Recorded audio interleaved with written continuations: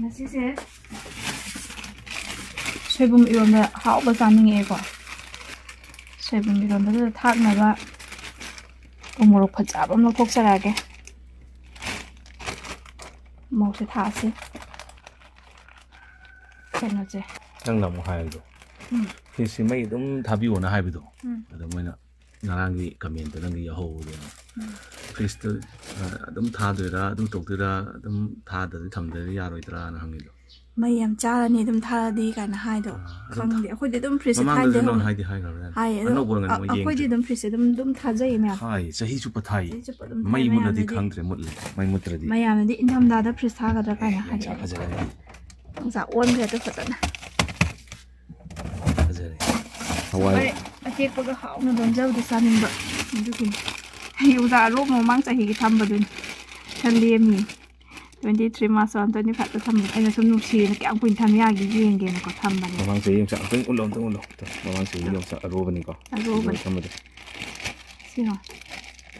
23 months on 25 ka sup ta tau de ko chahi hela bane suma ka nung log pro sa dai ka in dai nung ko do ko to mix tau ra bane ka dio sama na bo po sino mix tau de bane sina anau ba kha ka tongan ka do pa ali ba kha si ka ga mix tau ha tongan pot tongan do tarik kayo tarik ti sa mane ba tarik se 18 December 2025 mak tane ko tang han ngai ha ba aina nang ni na mo wa ga khaido ga thangbi no to ari ba no ga khaido isi maram se macha anoba sidi kuine thamapada nungai roi haba sumba lirak ari ba sina na kuine thamada nungai lungsak songai re adum tawbani ko soibum sina ko na hangi liang mai gi do adu in tawjarage hana leiba kharasu leiba ko do si mahause ani yengage ado aina di yong sakra hapchaning mane ko aina pani ladre chebiro na kana yong sak nei hap nei ma hai ba do mi pamja medium hap nei ko ma am dum cha ba yong ngani ya de haparoige si ano sakram hapage ari ba sakram hapage ayam na dum naram ma chahan bi ko soi ko yong saki comment du da su haibirakpa adi sisa akhona marak ta saninga kamda sumaina hangdoga lawthoga chabda kasu tawroidra na hangbireba ko kasu tawroi ko asu dum chaja doini se adum si hangdoni duga mu khumja dum thangbirini ba yadra yani na yani ba yame he yani da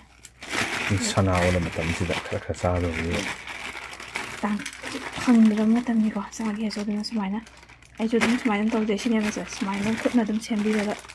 ani mu se ta tapna dum thadok piyo ba ndo sumaina dum thamjan bi ba adi amuk tang wan sang do di pakhata ba cha ba yadre numitro cha tho ho godam ni kaina thaina sum thajan bi pangni ngai ga hai tare ko akhoi ju tare e ba dumaina manli ya thama pose ong tang hang do khradi lore kaina ga hawai ja kai bi ta dumaina hayam ba don natte lawtho ani adum thamjalani amuk chabe yai ko hayang ang lawtho ning kanda desmai lang section na smai thambi ko sidam kha yaw sidi se tawe no si eta myam kan taw yaw san hindi han no hai bwane aduga adum smai nam thambi ba yare thamja kha gem nungole mai so nungole sky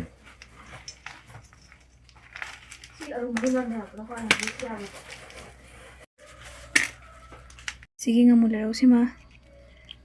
ngan da hapjarage aduga lolage ko mayam yendem se sumaina akang base aidi dum hapjai ko sijam haw bane akang beita sing dum khangbiram gani ko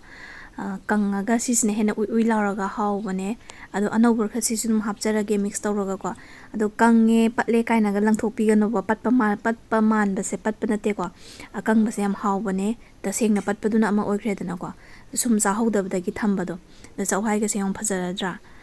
pura fresh ni ko ori se masak se dana sumaina thambiyo mayam su aina mamangda sembagi video dum thaga chakhrabani ko ado ngamulero se to phajana poptho e ndo si se phajana kok thude ani aduga ngari ga se pulap horen mix tawra nei mina doni ko maru marang par man thoga makok se khoi yam yaugan bani ko mayam mun yengbiyo aina sum haijai duni mamangda adudi mayam hojik aina ngamol rose yam kupna segai jare ko adudaga thum se hapjare thum jidi mayam isai sagi imungi chanaba changda dum hapiro aduduga si hana bin nei birani dungari si ka tawra thitpiraga noisalani duga maru mapang se ina sem saba loina lore ko iron bai sidi mayam ita mayam dum khangamani dana ko maru yami khai dum haubani na isu maru se khrem hapjare ado haudo man be ngoi ta mayam ai iron base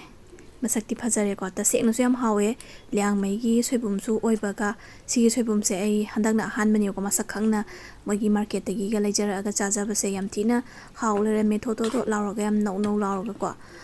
ado mayam sadri basing sum ta try to bio yam hawi ko liang mai gi soibum se khoi gi masinga amata yaw de ko mayam si umurok se kitang khakjare sina ai nu pagi horen magi tengko ta kitang nei sanjana bane boko akhoi di murok yam chaba ngamde aduduna madi murok kitang pame boko adugi khakja bane hoji hapjara ge ko mayam soibum se sengna sambi ko mayam sengna chami ke dum haw ben bane mari mangara han wada thum totlani aduga chinghi laragana chinghi da aduga kana ko mane sing sabada kabak chinghi letra ga su dumaina tingbi yo na samthok bio hai ko do aidi singhi da dum chamjare singhi letra ga su kusum kai de thum do totlani aduga thum do thadokra matung da humri yak chamaga iru tara kanda adum yam phajani yabani ko maroi mapang sing asidi yam marang kai jare khara ina khule hai tare ko maroi se lomba ka se hapjare haudo man breong mayam aigi friend mayam soibum manam pairak pro video se yeng na phagi sum tawjabani ko do pafor khara tawjare pafor sina kaino pafor sina mayam ko aidi bahurari na hen heli ko thaina gi bahurani sina dum lakjare aigi oina di ado mayam gi di khangde ko aduga maman tanga ba mayam thoi ba pafor mayam masala nung sala tawbi makhan flavor mayam se hawi ko adubu kaino sina heta hele ba bahurani sina yauksangi vibe commander ne ko yauksang hekta ningsange ado si kanghok sima di dum toijare ko ai khoi gi favorite oibanina khoi mung yam pame sigi kanghok se khajinga chingom naringa marina kupiga kaino thaktabi machu thaktabi haitare ko moroti pakitang tawraga ta sengna hawi ko mayam ai gi ron base ai sana lon lena thaga chabagi wana chade mayam lana kan bigano hawe dum haijabani ko da